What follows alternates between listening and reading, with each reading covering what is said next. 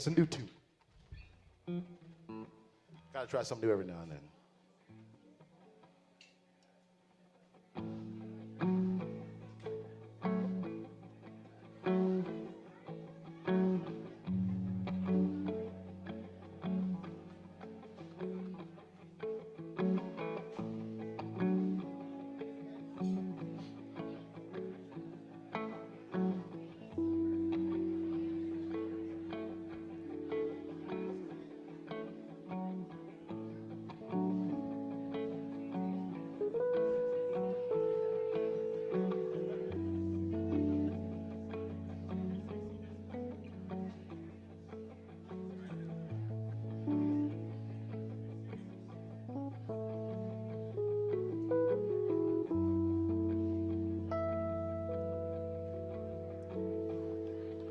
Said, are you done running?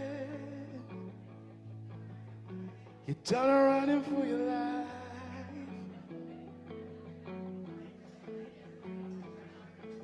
Said, are you done running? You done running for your life? You see now all the monsters are coming out, and you're running out of time, and you know it. You see now all the monsters are coming out, and you're running out of time, and you know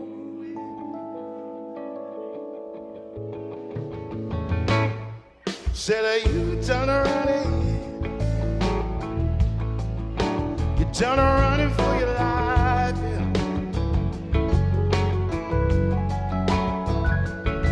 Said, are you done running? Things that you know you can't hide anymore, yeah. Well, you see now all the monsters are coming out, and you're running out of time, and you know it, yeah. You see now all the monsters are coming out, and you're running out of time.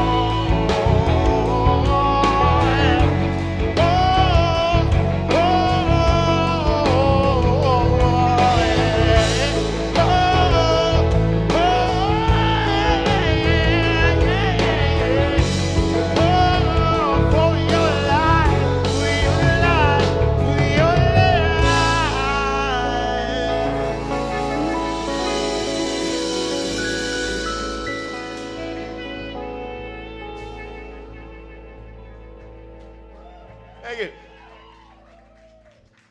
Thank you. That's right, everybody. Welcome, welcome, welcome to another 20 Question Tuesdays. I am Jeff Plankenhorn. Look at that nice little graphic that Jana made for me up there in that right corner. I like that. It's got some vibe. Uh, just to say hello to everybody on Austin Music Television, which is channel 16 and channel 99 if you're on ATTU verse in Austin. Also, hello to everybody on Twitch and Twitter, Periscope, YouTube, Facebook. Did I forget any? I don't know. We're probably on everything we can think of right now, but it's nice to have you all out here. And I love this show. For those who have never tuned in before, 20 Question Tuesdays basically is this. Right at the beginning of the pandemic, shortly after, I turned on my computer one day at Tuesday afternoon and I just started taking questions about music, about life, about songwriting, stories, all that kind of stuff. And it was really cool because people just started showing up.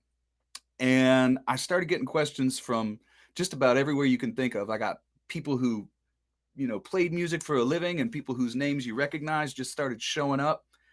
And then people who just love listening to music, who often had the best questions.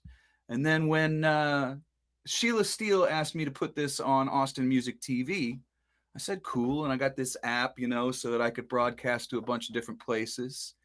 And I noticed that it had every week they started coming out with new things. And one week, all of a sudden, it said you could invite a guest. So I started inviting guests, and the conversations that we have been pretty stellar because it's all based on you guys, and I love your questions. I should do a quick bit of housekeeping. Next week we're going to have Johnny Gowdy, who had his 1000th episode of his podcast, which I've been on a couple of times, called How Do I Get Here? How Did I Get Here? Which is an amazing podcast, much more professional than what you're watching right now. But Johnny's going to be with us. The week after that, we're going to have Gary Nicholson, who's literally one of my favorite songwriters in the world. He's written hits for everybody from Buddy Guy to Bonnie Raitt to Willie Nelson to the title track to the last Ringo Starr album. So nothing good comes out of that guy, as you can tell. I'm sorry, my wife says my sarcasm is not sarcasm. She might be right about that. Also, later tonight, I will do my From Here to There. As you may notice, I got new digs. I am in a little office by the waterfront, and we're trying it out. And I'm really hoping this is the maiden voyage, so to speak. And I'm really hoping that the accountants downstairs, I'm not too loud for them because they're nice cats. They're nice, and I dig them. And I hope that this does not bother them in any way. Otherwise, I'm going to have to put some more soundproofing down on the floor. But we have a ton of questions, and I want to get right into it. Oh, also, there's a bunch of other stuff. Shiny Ribs Fry, I'm involved with that on Thursday. There's a thing for Johnny Williams up in Ann Arbor. I'm on Sunday for that. Old Settlers Music Fest is having a thing this weekend. Unfortunately, because of alphabetical order, they're putting me right before Jerry Douglas. So that's terrifying. But this is what's going to happen, and this is what we're going to do. But without further ado, you heard that beautiful, beautiful music, and I'm going to invite our guest in. Here he is. It's Scott Strickland, everybody. Scott, can you hear me all right? Yes, I can hear you just fine. How we doing? It's working. Oh, It's man. working? Too. My coffee is a little bit more travel-y. Oh, that's good. Yeah, this is very homey stuff here. Hey, man. Dunkin' Donuts cup. I Huh? like I like it. I like it. Oh yeah. It's good. Get your website on there yet, but we'll do this first. First thing we'll do is we'll do this so that people know who my friend is. Look at that. Oh, man. I wouldn't say it's high tech. I'd say All it right. kind of looks like a 90s video game. You know what I mean? Like the graphics, but it's there. It's there. Yeah, it's Working. good. It's looking good. Beautiful song. Run was a beautiful, beautiful song. Tell me, while I'm typing out the graphic for your website, tell me a little bit about that song Run that we were listening to as we were getting going in the countdown.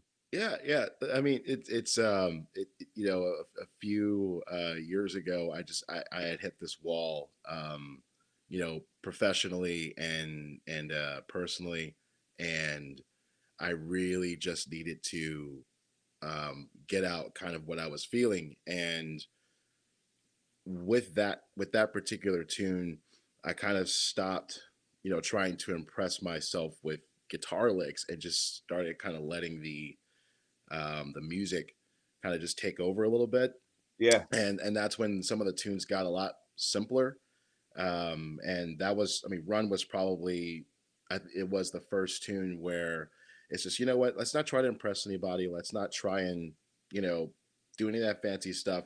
Let's just be honest. Let's just, like just speak from your heart and and write something and write what you're feeling, not what you want for people to think that you're feeling, but like what you're actually feeling. And I think that song opened up a whole new, um, plethora, a whole new avenue of songwriting for me, which was to be vulnerable and honest. And um, I think I think that that got accomplished with Yeah. with that one for sure.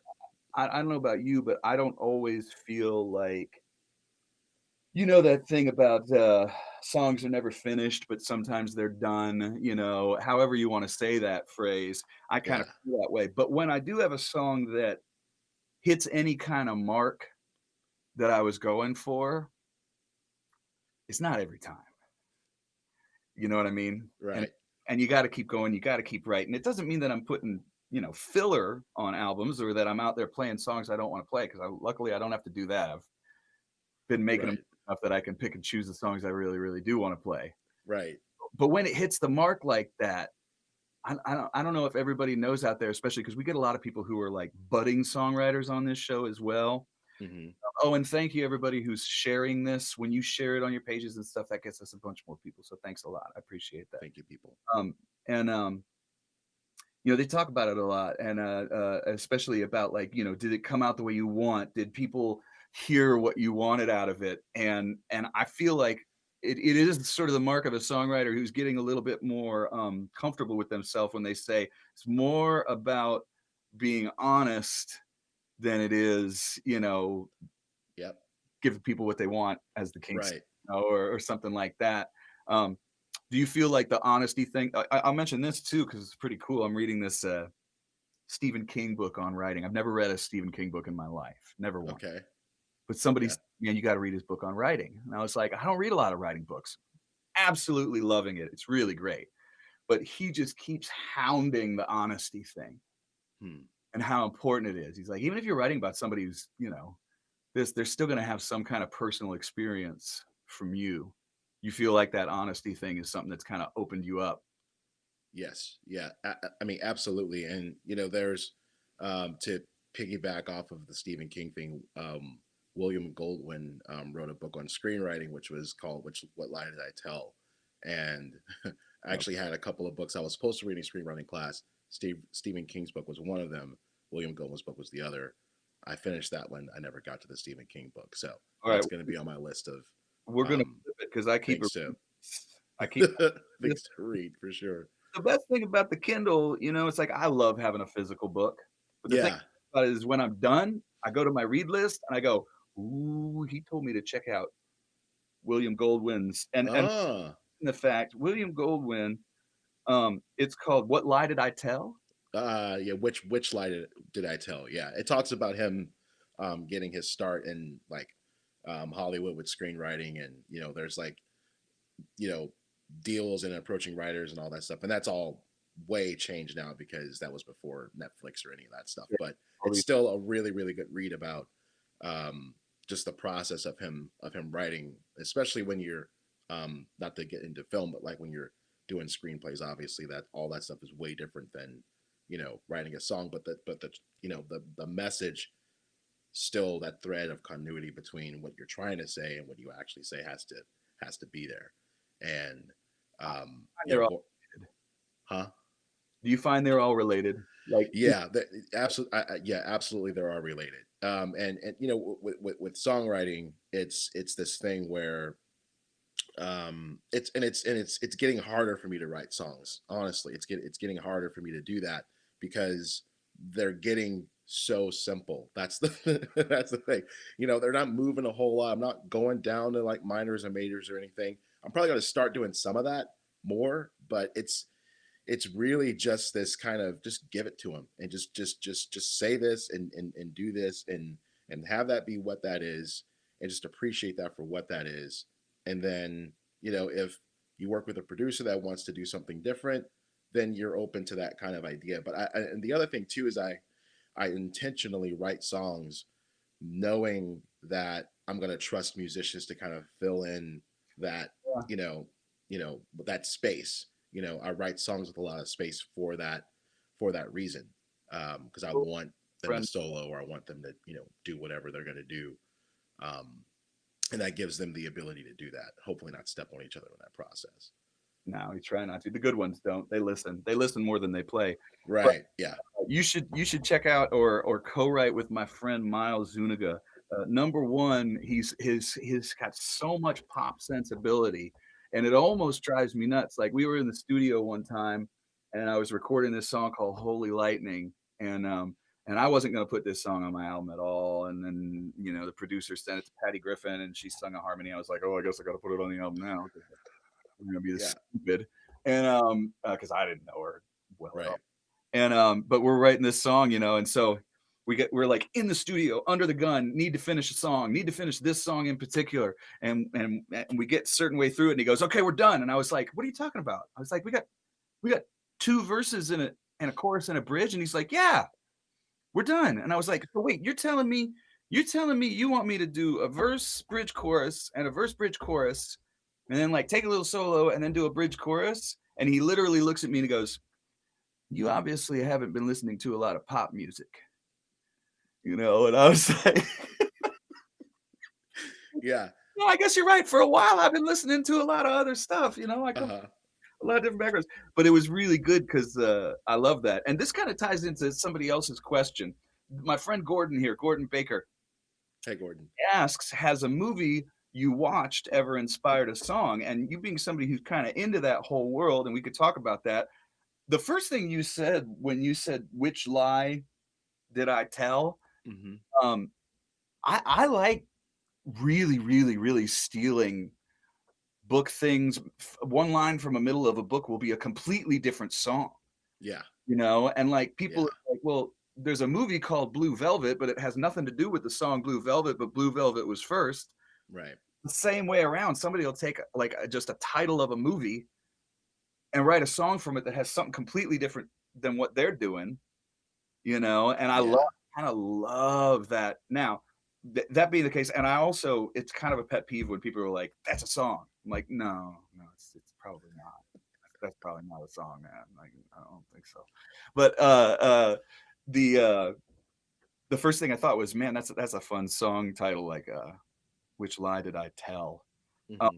have you had, I mean, you must have, being involved in this kind of stuff. Have you ever, just specifically for Gordon though, has a movie you watched ever inspired a song? Yeah, not in the sense of like this is a great movie. I'm going to write a song because this is a great film. But it's definitely been more of a like I think about like Scorsese's a Taxi Driver, or I think of um, I forget. Oh yeah, what's the name of this guy? He did. I'm forgetting the name of the movie. I just had it in my head. Um, I can't think right now. Okay, so what what I would do is like, okay, so take Taxi Driver for instance, Perfect. and you kind of like the photography and just how that movie was filmed was like this very gritty, That's time, New York 1970s kind of thing, and it's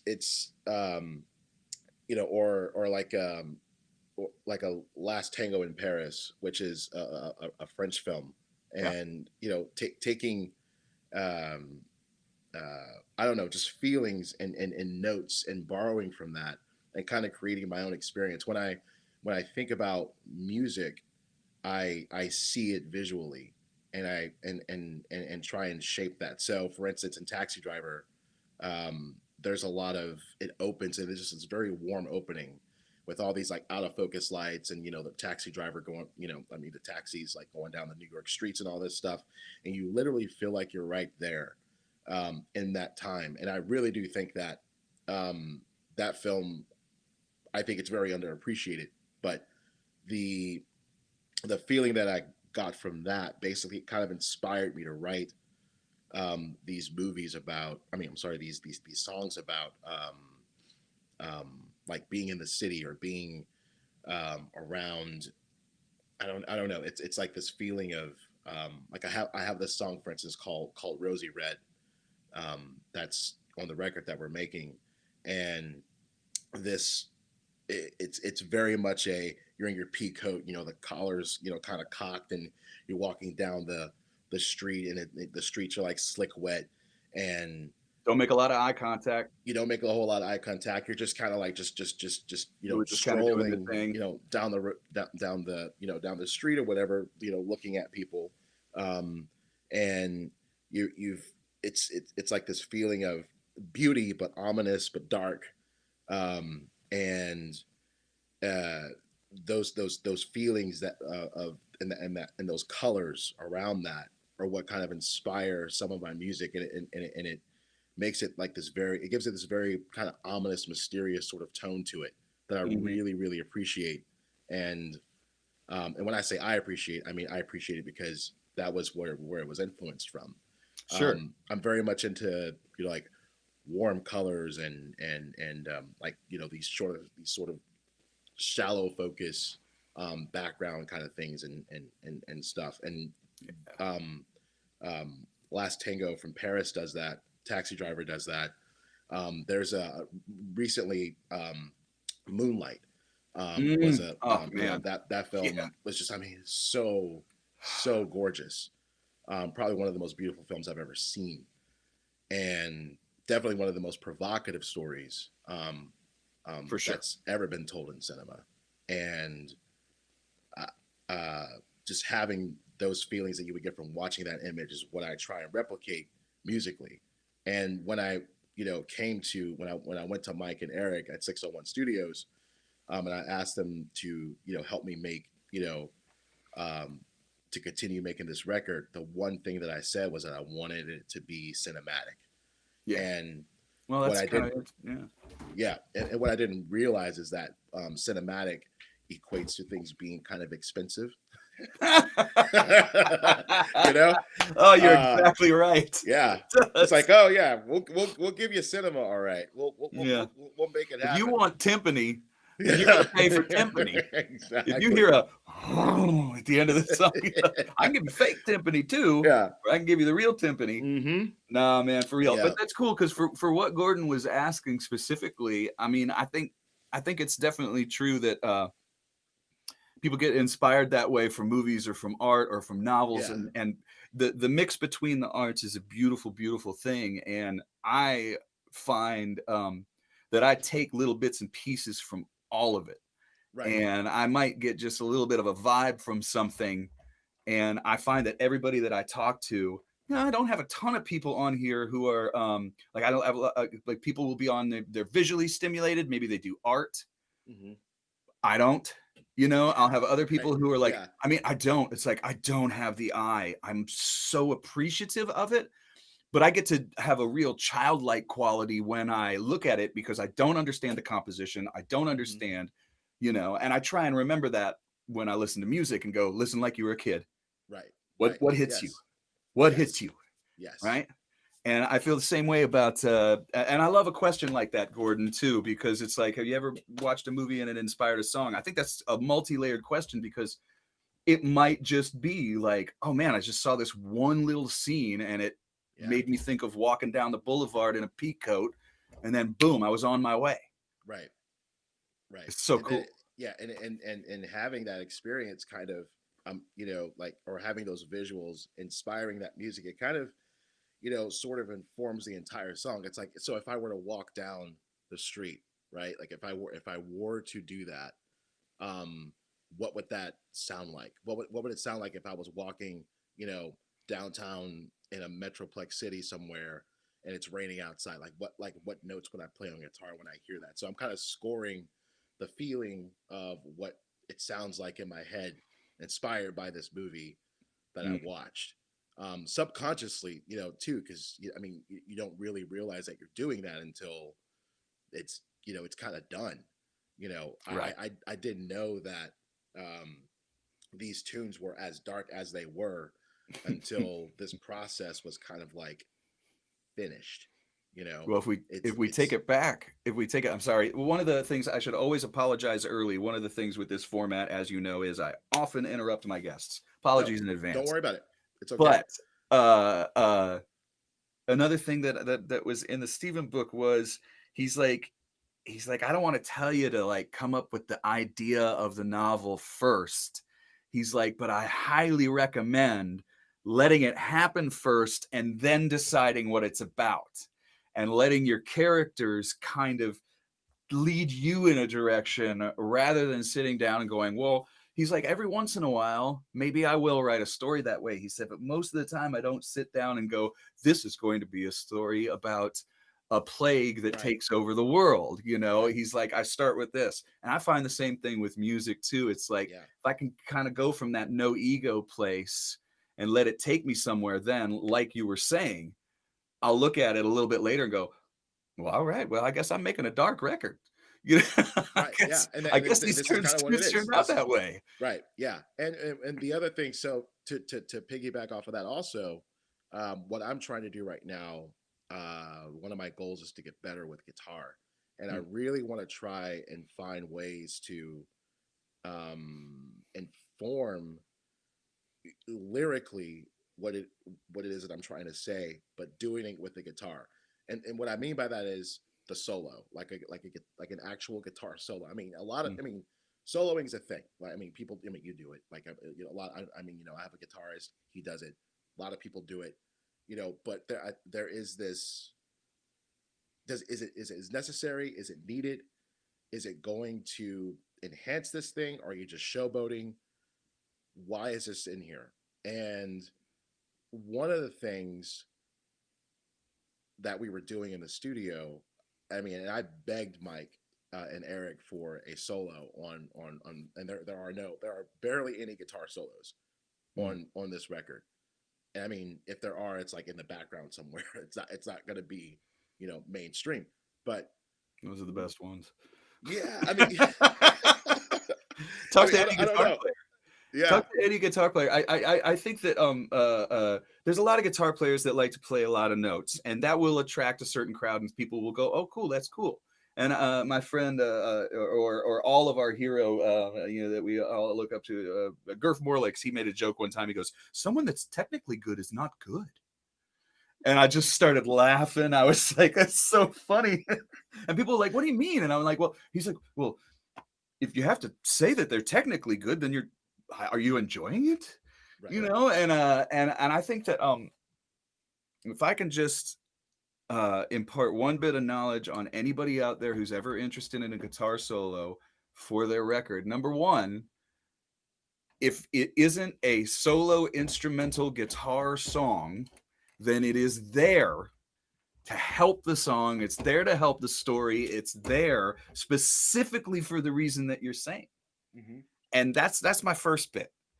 My second bit is you're not getting paid by the note. So think about that.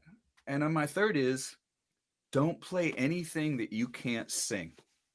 Huh. And and my big brother was a musician, and when I first started understanding jazz and stuff, he was like, "You want to learn bebop?" And I said, "Yeah." And he said, "Well, who's your favorite singer in like jazz?" I was like, "I don't know.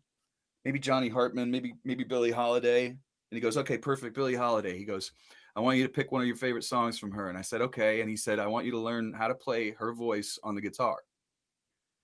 And I said, "Huh?" And he's like, "You will learn all of the jazz, you know, phrasing, the microcosm of all the licks." He's like, "But it won't be as hard as learning a bebop thing and learning a Charlie Parker solo or a Miles Davis solo. You'll learn them all in this little microcosm, and you'll learn how to phrase that kind of stuff and what kind of note choices." He's like, "But the best thing is you'll take breaths." Mm-hmm. And I said, "What? Why?" And he's like, "Well, it won't be just note, note, note, note, note. A human voice or a horn has to take breaths, you know." And Right. and all of that kind of informs. And then I would go to different places, whether it was a bluegrass. Somebody just mentioned bluegrass. You'd be surprised. They follow melody too, whether it's bluegrass or whether it's jazz or whoever it is. An informed understanding of the melody and the words supersedes any ability. It doesn't mean you don't want to learn how to play notes. Doesn't mean you don't want to learn how to play chords. That's fine. That's Right. just vocabulary. Might help Mhm. you explain to the other people what you're playing. Yes. But when Yeah. I sit down and I just sing a guitar solo, Bill Kirchen says, he says, use a kazoo. Okay. He says, I know, sounds ridiculous, right? He's like, I guarantee you, man. He's like, if you play your solo on a kazoo, he's like, you're never gonna play a blues scale. He's like, you're gonna just make something up. And he's like, then you play it on your guitar. And I was like, it's so easy, to make a solo that works. And then decide whether your song really needs that solo, man.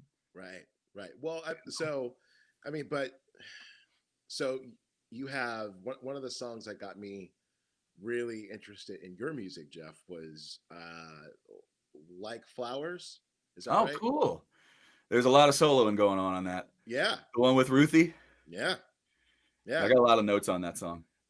Yeah. I got paid by the note, but Ruthie likes it. Ruthie likes that, man. You went ham. You both went ham on that track, Yeah. and I don't Thank you. that kind of inspired one of the songs that I wrote called "Drive All Night," and I think that song is like, if I have a flagship song now, I think Yeah. "Drive All Yeah. Night's like my flagship song, and that was very much inspired by "Like Flowers" because it just hits and it's just unapologetic and it doesn't care. I don't Yeah. know if I can cuss Yeah. on here or not, but You it doesn't. can.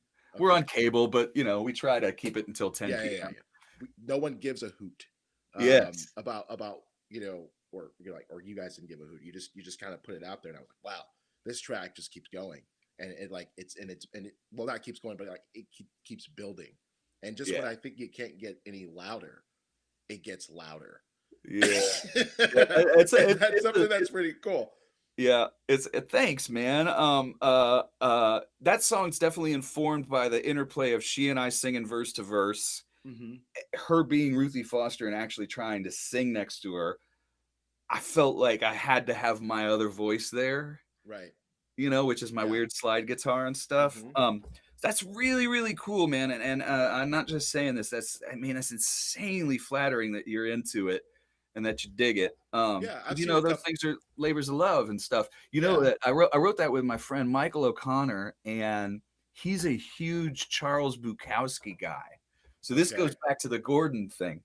He gave me this Okay. book of poetry, he's got this poem, all the people look like flowers at last.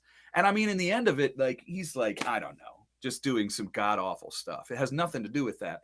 I just loved that phrase because of where I was in my life. I was Mhm. just like kind of starting to see the good in people and starting to like kind of just go, you know what, I'm older now. It's like I can be pissed about this and be pissed about this and be pissed about this, or I could just let it all go.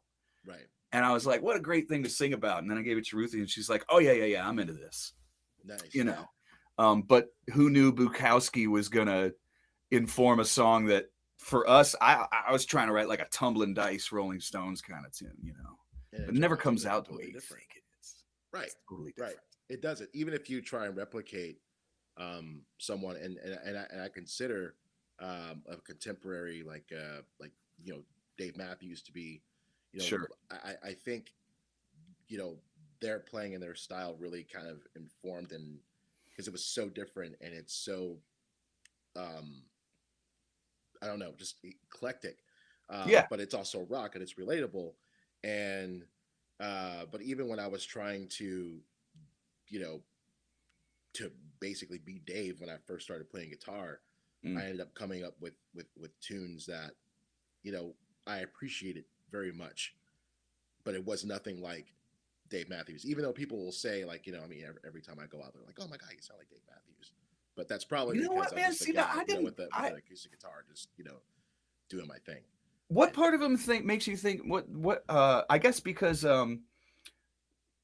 I never got the vibe that it was a Dave Matthews thing, and I hope that's not a No, I mean, backward I don't even insult. take, I don't, I mean, I take, I mean, I mean, I wear like a badge of honor, and Yeah, I don't take offense to it at all. yeah. But it's, I think that if if someone's like passing by or something, or if someone's just like wanting to shake Ah, my hand and just say something real quick, that's probably the first thing that comes to their mind because I'm on stage, you know, going hard as an MFer yeah. with an acoustic guitar, and the only person that you know people know that does that is Yeah, Dave I guess Matthews that's because he true. you know That's the because he point of rocks out with reference. a with a with an acoustic guitar. But I mean, there are lots of other people that have done that. I think Yeah. that's just probably the most mainstream example Well, of that's like that, which is fine. people who say to me, "Oh man, Hi, you play Ross. guitar that you play guitar like Jeff Healey." And Yeah. I'm like, "No, I don't. There's nothing wrong with that. Like Jeff Healey's Right. really cool, but that's Yeah. not how I play guitar at all." Right. Yeah. But you know, You when they're know? when they're a couple of drinks in and they want to say Yeah. something and they want to sound cool and they want it to be relatable and they don't want to make an ass of themselves, they're probably going to say that, and then it's you just go thanks, you know, which is Isn't it fine. nice Right. now too? Like I think when I was younger, I might have been like meh meh meh, and now I'm just like, oh, they're trying to compliment me. Yeah. You Yeah. know what I mean? It's Yeah. like, oh, they're just trying to say something nice. All right, I'm well, let's. slowly getting there. I'm Oh slowly getting man, there. it wears down after a while. And then it's like you got nothing to prove. It's like, Right. you know what, man? Like it's just like, okay, I'm doing this. And like I'm doing it no matter what. This is what I've done for my life. Mm-hmm. And so when you got nothing to prove, it's just amazingly freeing, Mm-hmm. Yeah. and you just go, look, I might have you ever read that article, A Thousand True Fans? It's from like No. 10 years ago. It's incredible. This guy, write that one down, man. You dig it. This guy wrote this incredible article, and it was basically, if I have 1,000 true fans, then who cares? Yeah. He's like, I don't care if I ever make it big. He's like, if they give me $100 a year towards my career, I'm making $100,000 a year. Right. You can't ask for. I mean, that's a great job, Right. right? Now I don't make $100,000 a year, but my point is, you know what I'm saying, right? After you pay for the office and everything. But Oh yeah. my No. point No. Yeah. is, Yeah. if there's 1,000 people out there that care about my music, holy moly, that's incredible, and I can make a That's living. pretty cool. Yeah. So you kind of lose like, oh, I got to prove something to somebody. Like, no, Yeah. that's a young man's game. Right. That's not for me anymore. All Yeah. right, let's get back to some of these questions because we've got some good ones. Let's have a kind of a nerdy question. Now, Randy was asking because he saw that you do some finger picking. Are you the kind of cat? This is where we get into the guitar nerd stuff for a second. Are you the kind of cat who plays with finger picks, or you play with a pick, or do you play with bare fingers? So, I when I first started playing guitar, I started playing with a pick.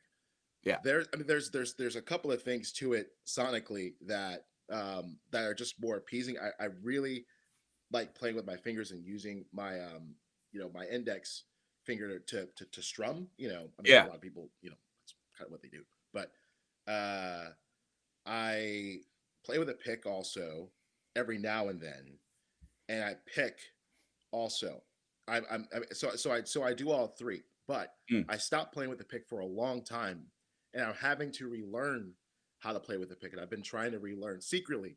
I've been relearning how to play with a pick for a long time. When it comes to electric guitar, forget it. I don't use a pick at all with electric guitar. Mm. I just it's too much going on. It's like it's loud, and it's Mm. I It mean, can be sharp. It can be biting. it can be sharp, it can be biting, and the thing with electric guitars, I'm still learning how to I guess accentuate what it is that I'm playing by making sure that I'm hitting the right notes at the Oh yeah. right time Well, you every single care, time. man, and intent is a lot of it. Yes, yeah, and you have to be intentional. Acoustic guitar, it's more forgiving with that. With True. electric Can be. guitar, no, it doesn't matter what you're doing. Doesn't matter what, if you can have a hollow body or a Strat or a Squire. It doesn't matter if you don't hit that thing right with a pick. It's gonna sound like poop. It's gonna sound terrible. And so, I mean, I very rarely will mess up with what I'm playing, but I'm so afraid that I will. and Mm, that people will see through that I'm not a great guitar player, that I don't use a pick yeah. with, as particularly with electric. And the other thing with that too is, um, back when I think that Jess and we were living, I think it was in Nacogdoches, or we may have been in Austin at this point, and uh, we were, I would do this thing every night where she is watching TV and I'm sitting there and I'm just strumming on the guitar right next to her. Yeah. And she just looked at me one day and she said, Oh can yeah. you please play quieter? Oh Can you yeah. please just do that? And I said, oh, I'm so sorry. And then I just started finger picking and doing that stuff. And that's kind of how I started doing um, things with my fingers. That's just how it happened. I didn't, ex- and I've kind of learned out of that, because I mean, acoustic guitars and picks, you can, you get loud, when you Yeah. when you do that, um, and to not influence, her mood or anything, at the time, especially when she gets off work after, Oh like yeah. a long day or Man, something. you got to be looking I out. Yeah. Yeah, I would, just kind of quietly finger pick and figure out stuff, and and all that. So, Well, too, man, like, I don't know about you, but I don't think it even took a year before the romance of being with a guitar player, singer, songwriter was out the window. Because as soon as they see behind the curtain, as soon as they see what really goes on, like my wife is a music loving person, and I feel in so many ways that I've absolutely ruined it for her. Because like, I gotta tell you a quick story, okay? Because you'll dig this. And so my wife has a friend come down from here in Campbell River in Canada to visit, and they go see the Dirty Dozen brass band at Antone's. And this is yeah, like New Orleans jazz funk. It's just the epitome. It's such an incredible group, brass band, right? yeah, And they go have the great time. They're having the time of their life. They come back. The gal, goes in the spare bedroom. She says, "Hey, I'm going to bed. I just had the time of my life." My wife gets in bed with me and she's like, "You've just ruined me." And I said, "Why?" And she's like, I was like, "Did you have a good time?" And she's like, "Oh yeah, it was a blast. It was a blast." She's like, "But I just knew everything that was going on." I said, "What do you mean?" And she was like, "Sound guy wasn't paying attention to the horn player, and the horn player was so mad. He was so mad." She's like, "My friend didn't notice anything. She thought it was the greatest thing she'd ever seen in her life." She's like, "They phoned that gig in." She said, "They phoned it in." She's like, "They didn't even come back for an encore, you yeah, know." And I'm just sitting there like, I have ruined music yeah, for my wife who loves music so much. yeah, And so like it was just like early on that I said, okay, so a couple of times a year we'll try and go and see something that you like, and I won't say a damn word, right, nothing, nothing. And like, we'll go see Cat Power. Never knew about that. Had a great time, ended up loving it.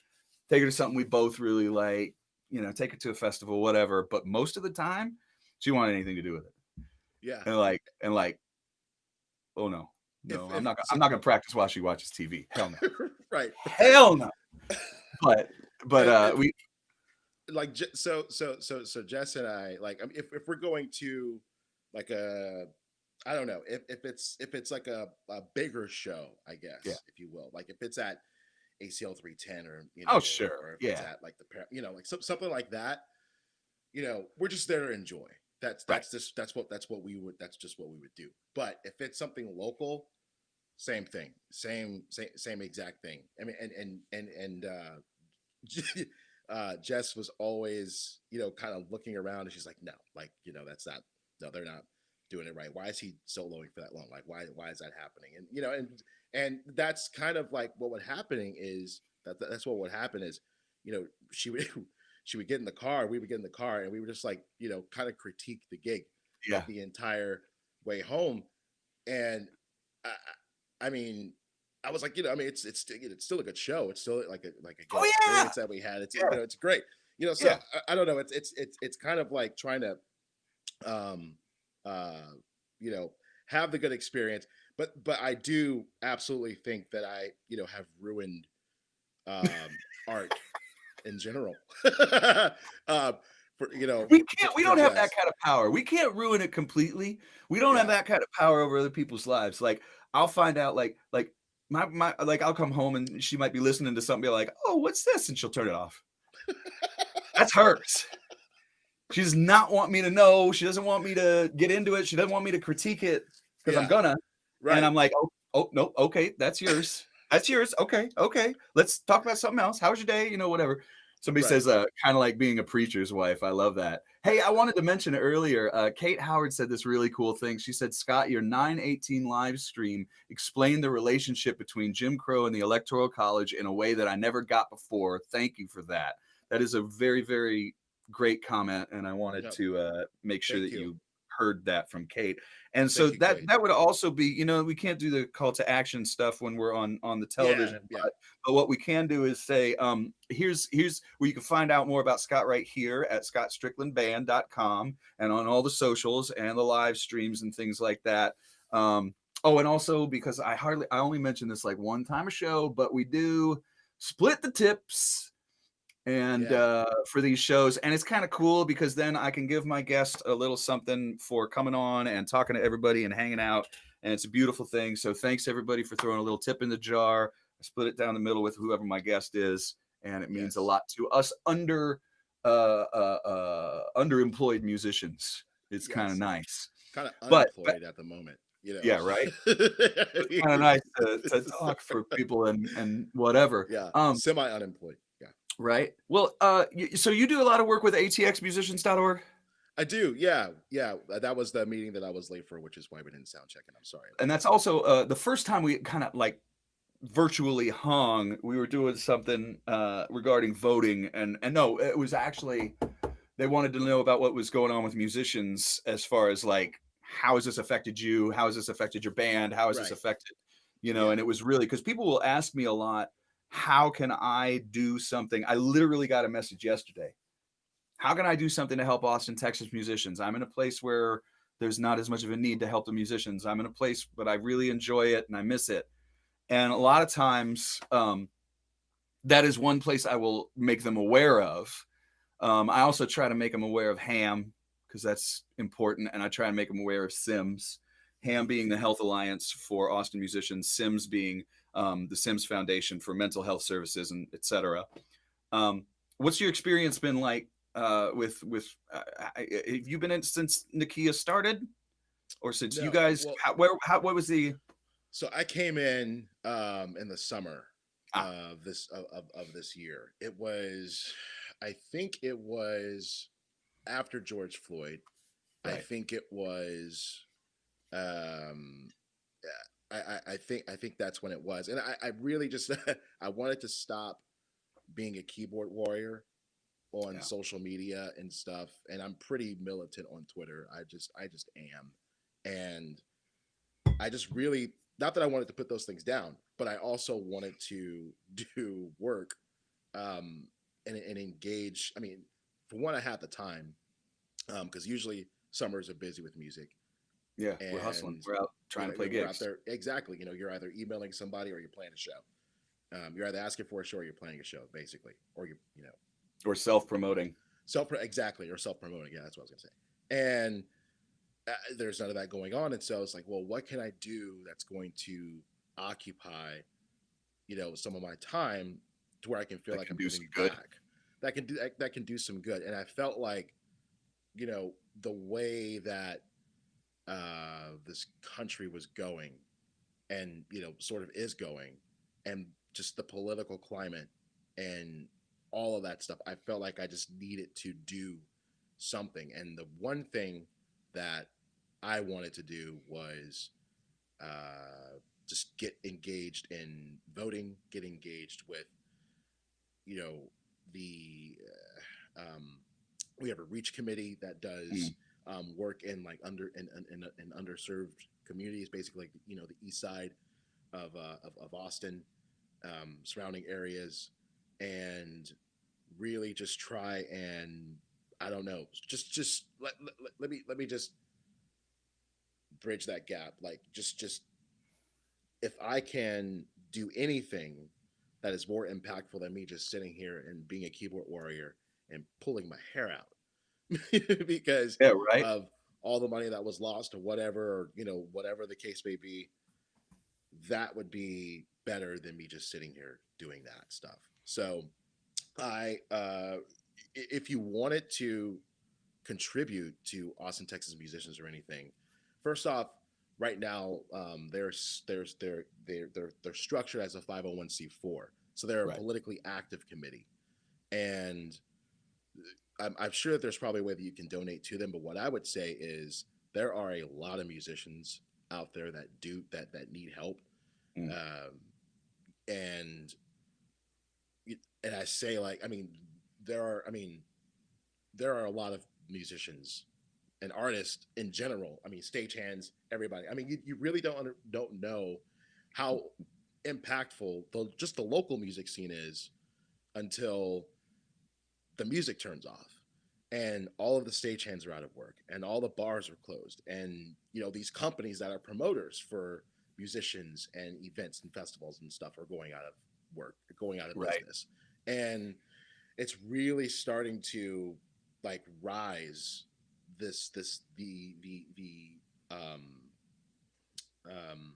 what's the word for it, the need Mm. for musicians to be able to need to get help is starting to rise at a very considerable rate, and we have probably at least another 6 months of this Yeah. as far as COVID goes. So if you want to help, long-winded way of saying that, you can go scroll on Facebook and just watch the live stream and then contribute, and then if they have a Patreon, do a Patreon, and then do that again and again and again and again and again until you just can't give anymore, because every single musician now has to do something virtually, for the most part.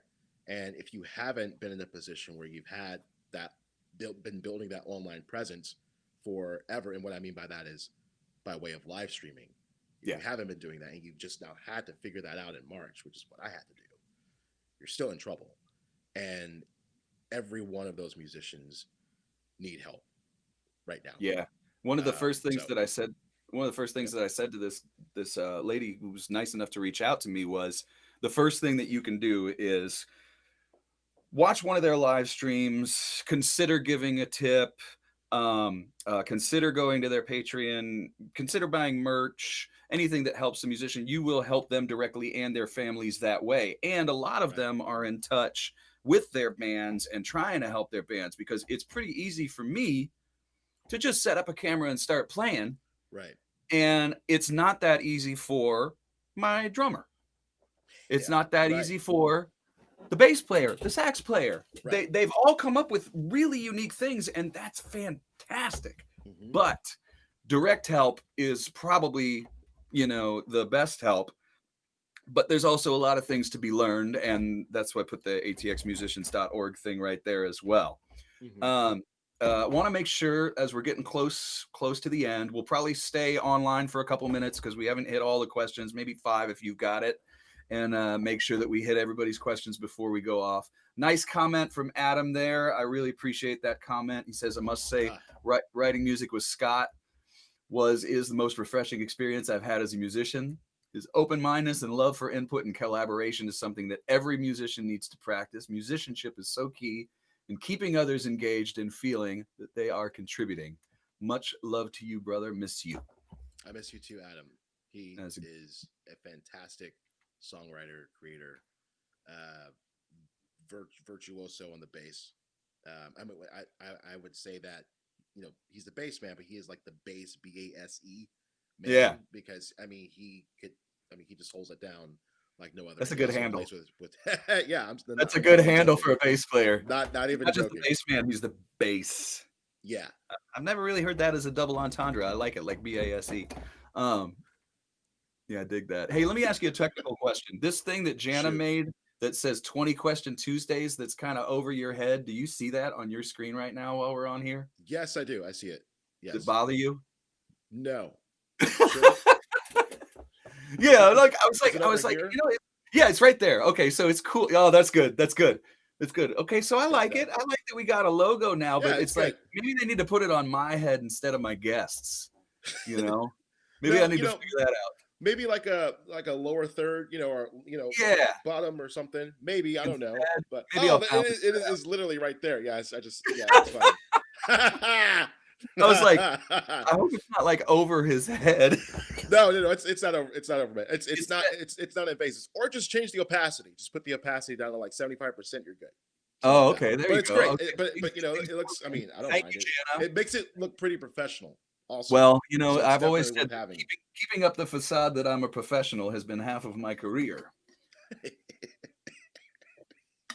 So let's get a couple other good questions because I like these. I like this question a lot from Steve. And as we get close to the end, I'll probably interrupt you and say, hey, we're about to go off air. Oh, great. Steve has a great question that I like. What musical mistake do you wish you could have a do-over?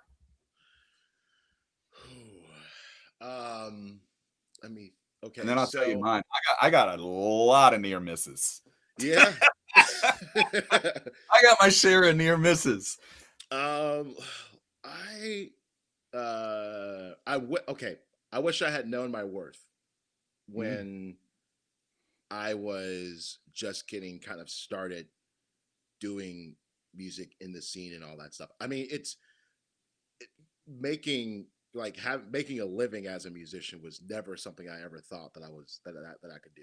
yeah. I mean it, and it's not that because of the confidence level or anything. It's just the I think the word musician gets a bad rap because you Yeah. just think that like someone's just sitting on a bag or naked on a bean bagging Cheetos, and you're just you scruff yourself together and you hobble out, you slither out of your house or whatever, and you What do go you really play a show, do? Yeah.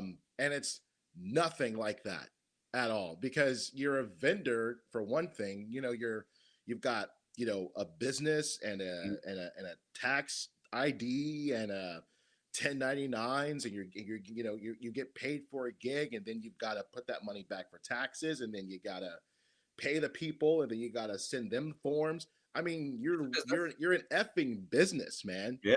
And there is this really really bad um connotation that word musician has, like that we're all just like drink and all this, and that's I mean I'm sure there are people out there that are like that. I have not met them, Yeah. and No, we I all work. We all work it hard. hard, Yeah. really really really hard, and 40 hours a week, easy. oh god, that's a part-time. Easily. That's Yeah. part-time 40 hours for a week as me. a part-time Yeah. musician. But I wish I had realized that Your early worth. on and not settled for like like the $50 gigs or like the you know the whatever That's crap they're willing to throw at particularly you, great or that beer advice. and that raffle ticket. Yeah, I, yeah, I want to I want to say and stop you for a second and say that that's great advice because when you go down and you play on 6th Street for $50, you think, well, I'm building an audience. Well, I'm doing this. Like I remember somebody that we know who is incredible. Okay. And I'm gonna leave him nameless because I don't know if he wants this out there, but he came to me once. He's like, man, how come I can't play the saxon and pack it? He's like, I do so good. And I was like, you play for free on 6th Street every week, yeah, sometimes twice a week. Nobody's gonna pay yeah. $20 to see you when they can see you for free. Right, exactly. And I was like, they're ready to pay $10 to go see you, man. They're Right. ready. Yes. You gotta just make that step. And it's tough too because you want your band to sound great. So you want to be, out there rehearsing Right. and making it happen, which Right. playing in a club like that will do.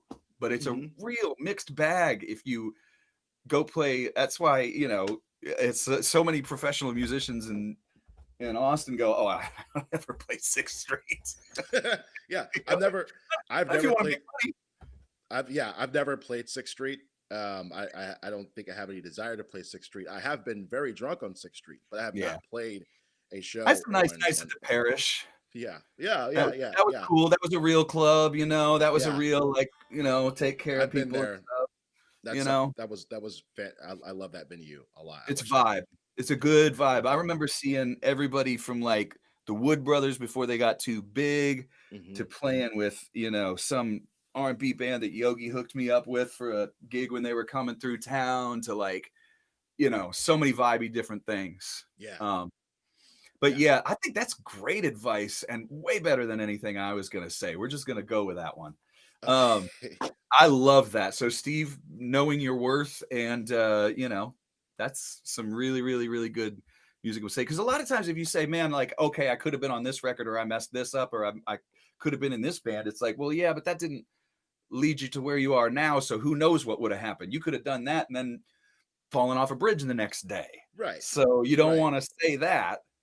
But you know, there was one more that I really liked. Oh no, I like this one a lot. This will be the last one before I ask my question. Do you play differently based on the size or vibe of the room, and what's your favorite? I, of course, yes. Every gig is different. Every gig for me is like, and that's what I learned from all the people that I used to play with as a side guy was you read the room, you figure it out. You might have some ideas of what you're going to play. But if you're not playing stadiums, you don't have to play the same thing every night. You don't have to play it lockstep. So you read the room. But for you, how do you play differently based on size or vibe of the room? And what's your favorite kind of size of room or to play in? So, okay. I feel like a lot of my answers have been very long-winded. And I'm sorry about that. Not at all. That's my job. I'm the long-winded one. Oh, okay. That's good. Okay. But okay, so we got a residency at the Four Seasons. I think it was like back in 2016. And before they renovated the place and everything, there was this they had so you could bring a full band, it's totally fine, but you cannot get louder than the grand piano that's there. And so we were like, I mean, literally the rehearsal space that we're in is Austin Music Room. It was Austin Music Rooms. And it was like the size of maybe 2 closets. And, you know, Adam's going off on the drums and we're rocking out. And I've got this 412 cab. And I've got this guitar. That's a big amp for those who don't know. Yeah. It's a big amp. It's this, it's a half stack. It's a half stack. It's huge. And 100 watts of pure Celestian power. I've got this guitar. It's got 2 sets of quad rails in it. We're just, we're just, How long did they let you play? How long did they let you play? I think so. It was a 3-hour set, and we take breaks and get drinks and all that stuff. But they were like, you can't play louder than this piano. And of course, we're not going to bring all that shit to the to the Four Seasons anyway. But it's a good paying gig. It's a really good paying gig, and it let us practice the tunes that we were working. And so my bassist at the time, Chris Rodriguez, what he said was, what we need to do is we need to figure out how we're going to do these songs and structure them. And yes, we can meet here, brilliant in the rehearsal space, but let's make money, let's rehearse, and let's not get louder than this piano, and we'll figure that out. So it's a lot harder for a band to play quieter than it is to play just out there, right? I mean, it's a lot harder to sit and everyone is listening to every single thing that's going on, every hit on the snare, every. Oh, hey, let me break in for 1 second. Yeah, let me break in for 1 second. We got about 20 seconds before we're going to go off. Austin Music TV, thank you. We'll continue the rest of this conversation online, and these are all archived. Thank you, Austin Music TV. Sorry. Thank you, Sheila. Thank you, Austin Music TV. We really, really appreciate you. We will continue this conversation right where we left off with Scott Strickland, and thank you all for the tips, and everybody take care and be super, super safe right now. Thank you so much. All right, now continue. And also we will do a few calls to action now that we are off the air. And but back to what you were saying, and if I can just lead you back in because I so rudely interrupted. No, it's okay. You had to. What's really brilliant about what you're talking about is the first time you have to go play a television show. Oh, fuck. AKA we're off the air, so it's okay. Yeah. Right? You can say whatever now. The first time you do, you cannot play loud on Letterman, on, it was so funny, man. My first one was a Wayne Brady show. Wow. It was awesome. It was so much fun. It was so great. And it was really great. Second one I did was like Sharon Osbourne. Mm-hmm. And that was just like an acoustic. I was playing acoustic guitar for this guy, whatever. And Ozzy was over in the corner behind a curtain going. So, but I learned, but I learned fast that you have to be ready for those things, and you taking the Four Seasons gig as an opportunity. Mm-hmm. Yeah, was that's basically what your other player was saying, right? Yeah. My bassist, that's what he was saying, and it really started to inform the music more. And when we were there, I mean, it was just a means to an end, right? It's like we're not going to stay here forever. Technically, I still have a residency there. We're not going to stay here forever. Yeah, we're going to do what we got to do, and figure this stuff out. But those dynamics, having them change like that was really, really amazing. So being in that room was one thing. Playing a festival to 1,500 people was something that was completely different. But when we did that festival in Helotes last year, I did not. We didn't really get that loud. It wasn't. For one thing, it was a jazz festival. Yeah, and well, it's energy versus volume. And it's definitely energy versus volume. They're playing the Count Basie tunes, and then we get on stage and we start doing our thing, and 1,500 people are there, and it's like, and it's really cool because they're like, the sound guy, he was so pissed off, he was upset. Well, because we were about to get off the stage, and then everyone starts screaming for an encore. And I look at him and I'm like, what do we do? You want us off, or what? What do we do? And he's like, go ahead and play another fucking tunes. Go ahead. And I was like, okay, cool, here we go. And then we finished with like one of our bangers, and then that was that. But it's still like, I mean, so it still didn't get as loud as it could have. But the problem is, like, sometimes when I have been in for so long. So the first gig, so I have on my Patreon, I've got a live album that I released back in October called Live from the Tapes. It's just mixes let's get from that the board. It's all it is. Huh?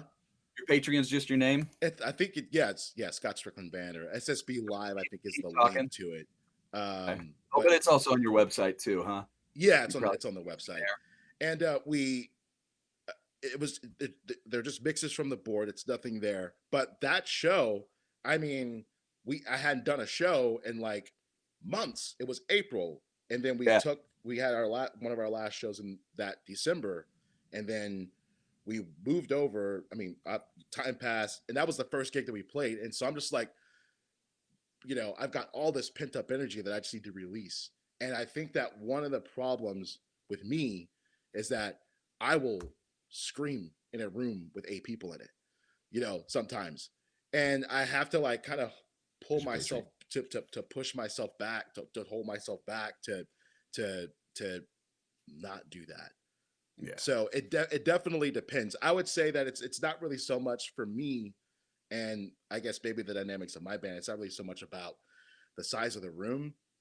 I'm always like, depending on how many people are there and what we're doing, I'm building my set list based on that expectation, based on time, right, based on who was on before me, based on who's coming on after me. All of those things are important, and that set list is really that work of art, and that kind of determines my volume. Yeah. Do we want to ease into it? Do we want like a warm opening? Do we just want to give it to them right away? Like, what is that? What's that like? And that's different. You gotta be able to be ready to change and adapt too, right? I try really, really hard. I find that there's a balance for Chad. I hope you're still listening out there. I find that like there's a real balance between like not only because we went off the television, not because we're being long. Oh, okay. No, because we're taking like 20 minutes after this question. Man, not at all. We've had longer. Trust me. So if you okay, so a couple of quick rules, like Yogi used to always say, and I love this, when we were playing with Malford Milligan or whoever we were playing with, he said if you're early, you're on time. If you're on time, you're late. Yep. Yep. All this stuff about the guy rolling in right before the show, fine. You want to do that, you're going to have a crap show. You're going to have a crap sound check. You're going to have a crap show. And why would you want to piss off the one guy or gal who's going to make your life better? And that's the sound person. And I'm Be gonna good to them. yeah, I'm gonna interrupt you for that too. Please. It doesn't matter who shows up late.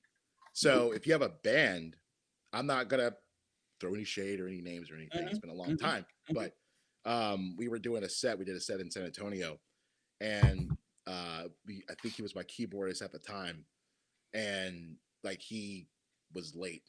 Yeah, as fuck. And I mean, like late. And You just don't call that guy back.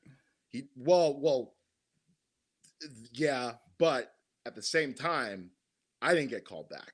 Oh yeah. Yeah. Messed it up for you. Yeah. So it doesn't. I mean, it's this. It's. I'm changing. It doesn't matter. Like if you're the front guy and you don't have a management company or whatever, and it's your name on the bill, Yeah. you're responsible. And that's the first time that's the first time I learned that. I was like, well, I mean, Hey, he's my not gonna get keyboard mad at player was me. late. They don't care. They don't care. They do not care. Yeah. It is care at all. you. Yeah. Like if your It's your name. bassist Jeff shows up late to it. Well, I mean, if you show up like you're screwed completely. But like, I mean, if it's your name, you know what I mean? It's You know what I do, man? Is I start without him. I had a South by South gig where drummer showed up late, and I started without him. Damn. I just started solo, and it was packed. Yeah.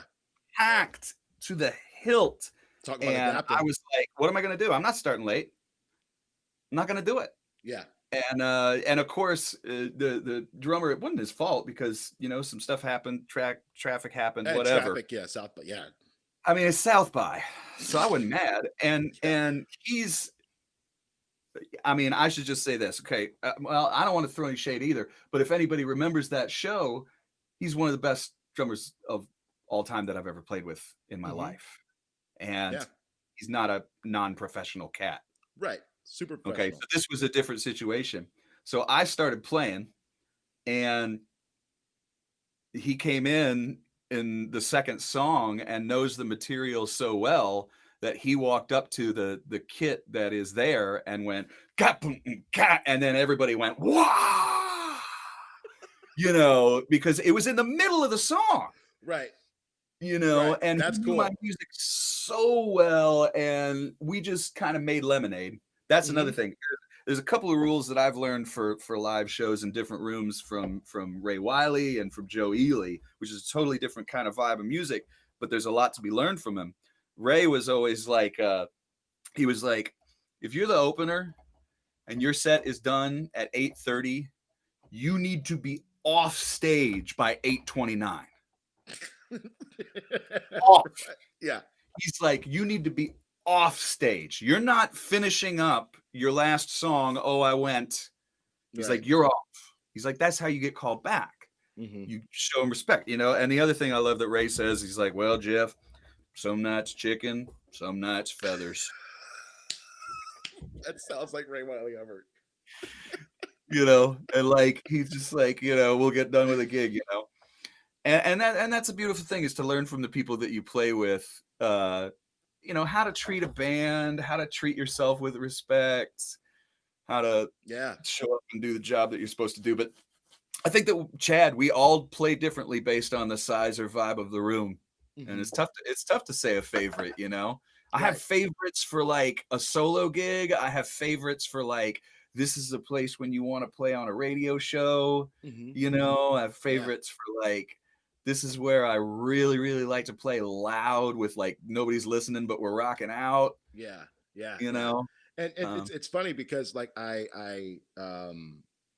so Ray Wiley Hubbard, he had a release earlier this year, and he did his live stream.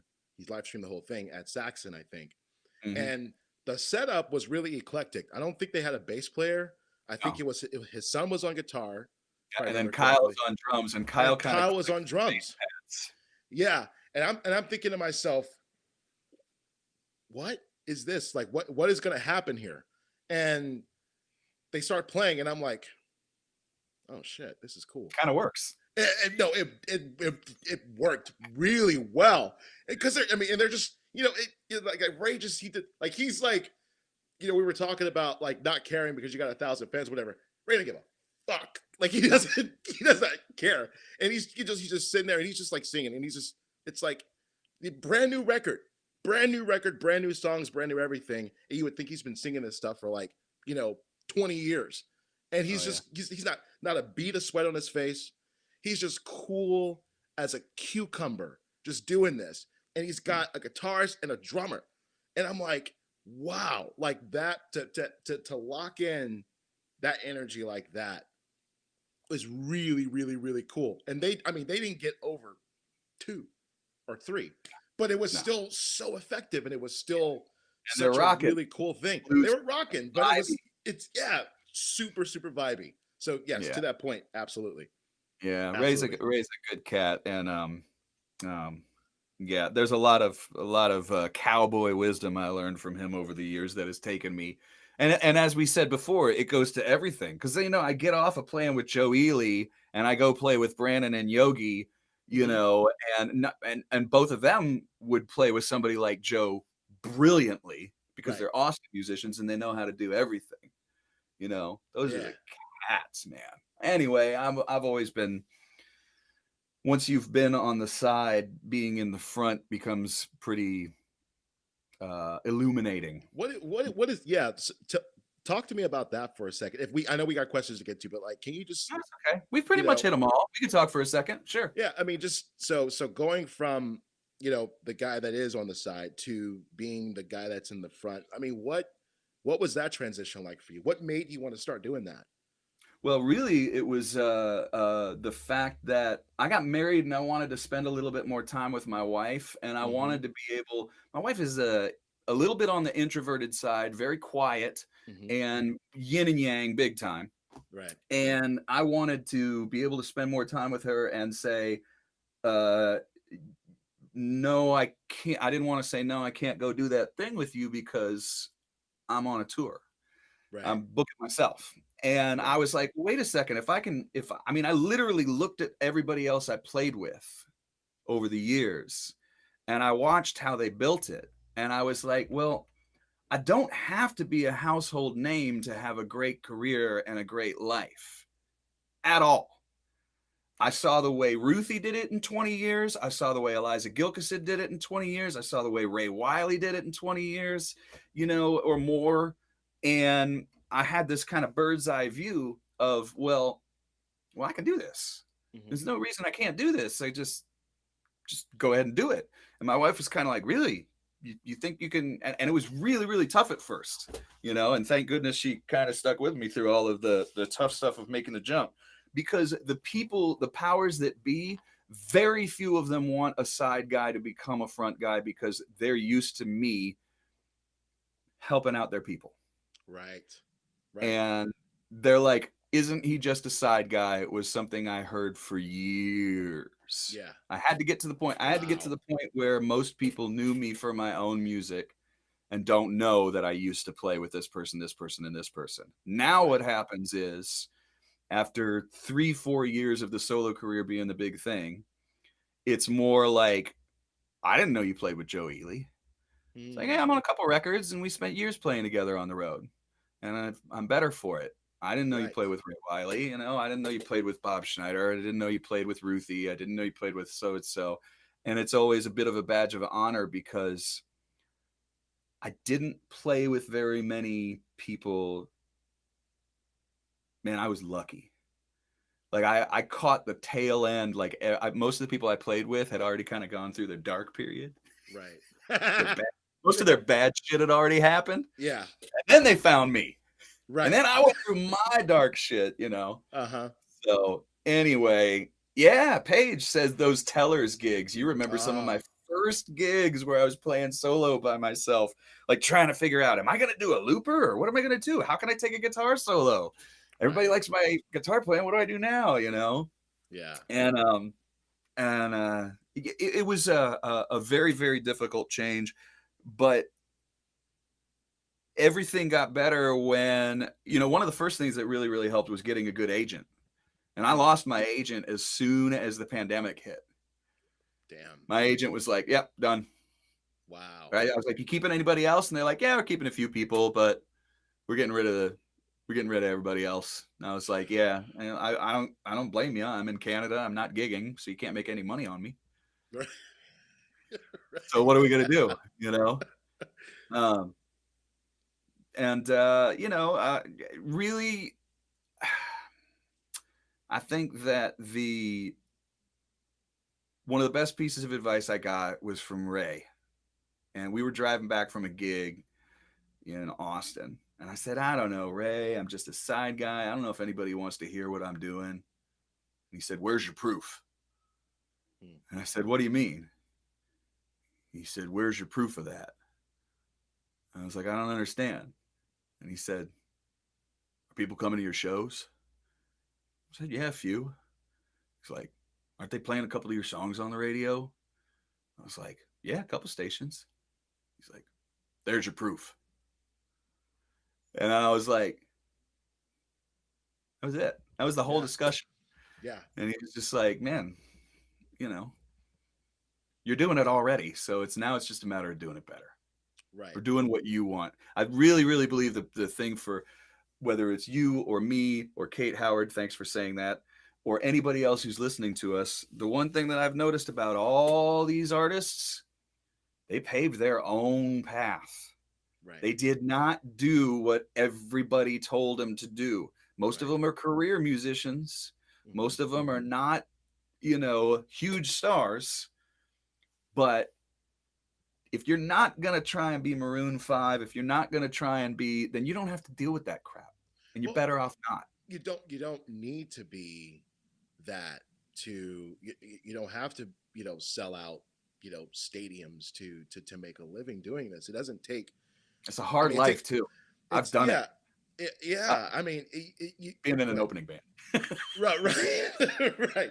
I mean, you like, for me, from my perspective. So I remember I was having a really frustrating time, and I was really thinking I was teaching, and I was doing that basically full time, and then I had my music thing that was kind of on the side. This was maybe 3 years ago now, and I had met Kevin Russell a while. Well, Kevin met me while I was showing my photography. I was showing some photography at this thing. You know where it is? It's in Temple. It's like that community center kind of thing that's got like that huge. Such a great gig. Oh man, that's fantastic. Oh, I love that gig. And I happened to Cultural catch Arts him. Center. Yeah, Cultural Arts Center. That's it. And I happened to catch him, and that was amazing. But before he went on, he was just like walking around looking at all the art and everything. And then I was doing art, and I was also outside just playing guitar. And you know, he came up to me and he was like, "Man, what you got there sounds really, really good. And you know, like, let me know. Let's meet." It took a while, but I met with him because I was having a really hard time trying to figure out what I was doing musically. And he said, "You need to basically rule your band like you're a dictator. You need to basically take whatever control you've given away, get it back. Take it back. Take it back. Take it all back. And you're going to do everything yourself. And when you start doing that, you are going to start seeing more success. You're going to start seeing more of that." He gave me more advice on, like, you know, paying all this other stuff or whatnot. And it really, that conversation just kind of opened up so many doors for me. And slowly my job, you know, I you know, was able to kind of finagle out of that because I mean, it's not that I hated it, but the administration was absolutely terrible. We're not getting into that. But like 2018, 2019 were like the best years that I've had so far doing music. And it's, I mean, and I'm not, I mean, like a few zip codes, you know, I mean, we went, you Right. know, Adam and Not I about being actually a went to go household name. tour. Right. It's just about, you know, being able to go out there and do what you do and love what you do. And Mhm. the idea that I was able to take something that didn't exist before and then create that and then make a living off of that. It's kind That's of mind blowing, right? it's For me. incredible. And you Yeah. don't have to, again, you do not have to, you know, be Maroon 5 to do that. But you uh, I think there's absolute intent. I think there is determination. I think there's a lot of will, but and Yeah, it's there's not to say that you sacrifice too. can't. You know, I Yeah, mean, it's not to say that anybody can't either. It's like you have to make a right? lot of sacrifices to live that kind of a life on the Exactly. road, and it's not just about I mean those are stadium tours are generally between 8 to 10 hour days Yeah, for the band. yeah, yeah. I mean, yeah, you get a lot of downtime, but that downtime is draining. Hmm. And between, riding in on the bus, waking up in a new town, getting out of the bus, doing your sound check, doing your gear, doing this, then you're going back over here, then you're checking in, then you're doing this. I mean, these are 8, 10 hour days. Boo hoo, we get to do what we love, Right. but that's not necessarily is that what you want? Or I kind of like making my own way and saying, well, I can do this festival when they ask and Hmm. book a few gigs around it. Hmm. And then I can come home to this beautiful place and write Right. and get online and hang out with some people. It's like, Yeah. And see, I'm not there yet. I want to do it at least once. I would love to like open for a big band or just do, I mean, like do that stadium thing oh, don't once. get me wrong, not under my name. I never did it. I've never done it as Jeff Plankenhorn. Right, Done it right, with right. others. Okay, gotcha. But yeah, I would love to, you know, to experience that even as like a, I don't know, opening act or, Yeah. I mean, I'm too, I mean, it's I'm too available to clumsy. you too. When I was with Bob Schneider, the Dixie Chicks took him out, Mm, and these are big stadiums. We yeah, were playing. We were playing huge stadiums. No way, Bob. Look, talent or no talent, he's not a major label artist. right, If you're not a major label artist, then the only reason he was there was because the only thing those three gals could agree on is that they all loved Bob. right, You know, and right, and also no diss to them. They can play, they can write, they are all of it. right. I've played with some people on the road and things like that where I wasn't so terribly impressed, with the fact that they could actually get out there and fill a stadium, and then that's what they're gonna do. But you go watch Dixie Chicks, they're undeniable Yeah, musicians, they're undeniable, all of it. They're undeniable. I I don't care hear if you that don't like they're it, right. but Yeah, it may not be your cup of tea, but they're undeniably badass. hmm, I hear their Natalie last Joyce record is a was really machine. good. That like their most latest recently put out this year was really good. I need to Yeah, listen to yeah, that. they're cool. They're cool, but he would have never been on that tour. So, the fact that he got it at all was huge for him, and for them, it was Right. like, meh, here's a favor. So you never know if there's somebody that really, really digs you, and it can lead you to being. I mean, you know, the stories of people, and then we'll wrap it up, but because we are going way over, and I love this. You and I should just talk afterwards anyway. The stories of people who get found from a YouTube video, aka Justin Bieber, or get found at a like Yes, I hear you. what was I going to say? Jack Johnson sitting around a Yeah. campfire. Oh man, you should make an album. I never thought of making an album. I just write these for the campfire. He's Jack Johnson. These are incredible songs, man. Okay, Right. it does really happen, but it's Hmm. really, really, really, really, really, really, you know. Oh, Dale, I'm so sorry. I've answered your questions before. I'm gonna take a little thing over here. Dale, you're watched every week and leave tips most week. You post questions you've never been asked. Well, I'll tell you what, Dale, we're gonna do one of yours right now because I definitely don't want to be that guy. Dale, you can also, if you really want to get your questions asked, your best thing to do, and I'll do it right now, so please stick with me, Dale. You give them to me before the show. Like, people send them in either to my email or to my Facebook or to the Facebook event, or they reply to my newsletter. And so a lot of these questions I get earlier. Also, I go on 15 minutes early and I write down as many questions as I can. Maybe I've missed your questions, Dale, because they came in the middle of the show. But I'm going to go up, unless you want to write one right now, and I'm I just can going to tell look. you right now that's not true. We were talking crap about you backstage, Dale. I'm just saying. I'm just kidding. That wasn't Oh, happening. I'm here, just kidding. this is the I'm just kidding. Yeah, here's a good question from Dale. Oh, and he put it in at 10:59, so that was the Yeah, show yeah, actually started. yeah, He's completely legit here. Dale, yeah. we're actually going Absolutely. through this. This is a great question, though. What music did you not like as he says hate? What music did you not like as a child, but then ended up absolutely loving as an adult? The blues. Blues. All of it. Yeah. I mean, Yeah, I you're a didn't. I blues guy. just, my mom was very much a bluesy, very Muddy Waters, Mm. BB King kind of person.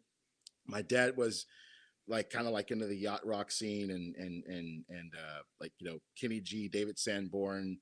I know it's crazy. Yeah, Uh, smooth, and smooth jazz. the smooth jazz kind of thing is where my dad was for the most part. And my mom was very much like blues. And I don't know what it was. I just did not like anything that my parents did when I was young. Well, But we all got to rebel a little bit, right? yeah, yeah, and that I think it was college in East when I went to East Texas. I started so when I was in high school, I started listening to a lot of country music, and Mm. I really gained this amazing appreciation for like old school, Merle Haggard, like kind of country stuff. But then when I got to college, a few of my friends were listening to blues music, and so I really kind of took that on and started studying that, and I kind of fell in love with that all over. I mean, not all over again, but I absolutely fell in love with that. So, but yeah, the blues. Yeah, for Yeah, me, it was country. yeah, Because yeah. I mean, like, honestly, growing up in Ohio, if you would have told me, Dale, if you would have told me that I would ever play a steel guitar, I'd be like, what? But my idea of what country music was and what I was sort of fed wasn't, it was late 70s, early 80s pop country. Hmm. And that Yeah, wasn't and still isn't my idea of what I would dig now. I mean, right. there's some stuff I guess I could get into, but it wasn't until I got to Texas and I had been playing bluegrass dobro and I'd really gotten into Sacred Steel and Robert Randolph and all that kind of stuff that there was a way for me to get into the steel guitar.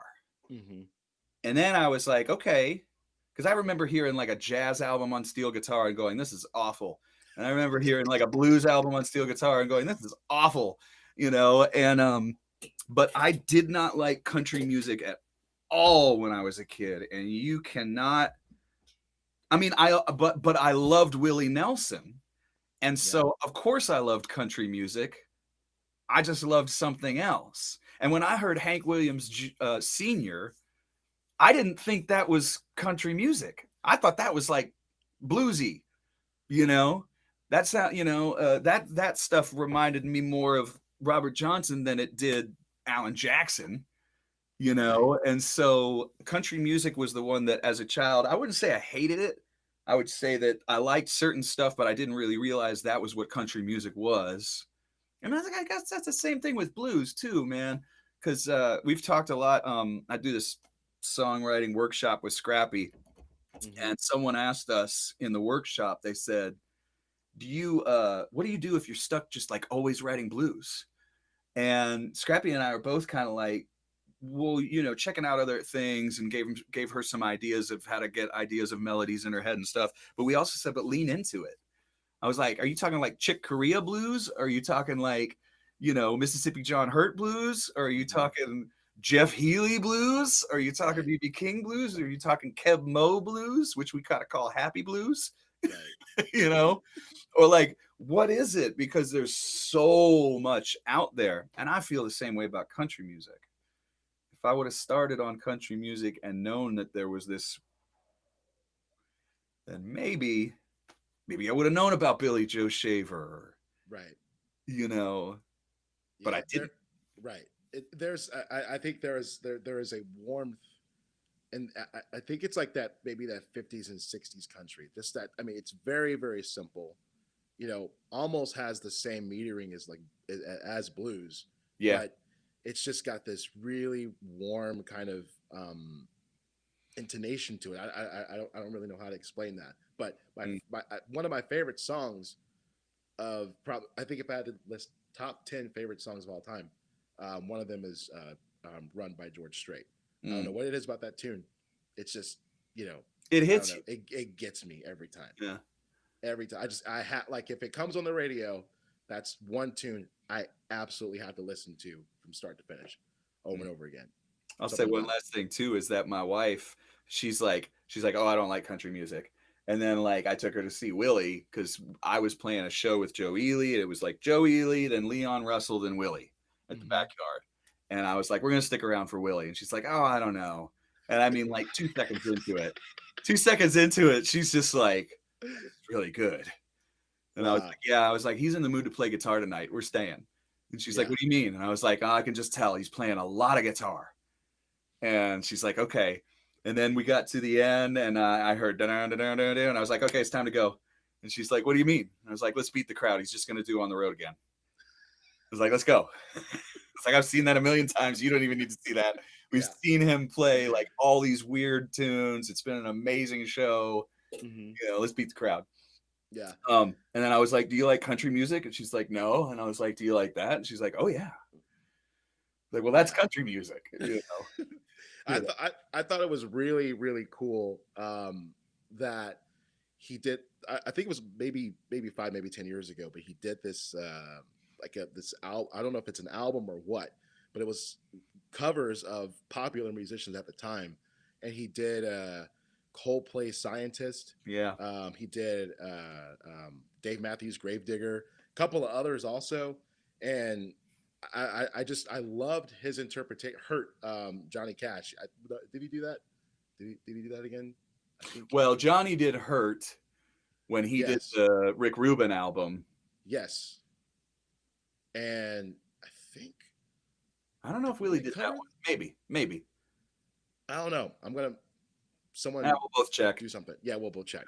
But I don't. I thought that was a really cool way of, like, sort of him reestablishing himself to a younger crowd, because that's when I got kind of familiar with I mean, I have been familiar with Willie because he's a legend, but Sure, but it's a actually bridge to listen say. yeah, There's nothing wrong with a bridge, man. To say, this is how they get into this artist or that artist. Well, man, I've loved this conversation. It's a blast. Stay on with me for just a second while we say goodbye to Sure. everybody. I'm going to do a couple of things. First of all, Dale, I hope you stuck around long enough to hear your question. I apologize. I try and get as many in as I can.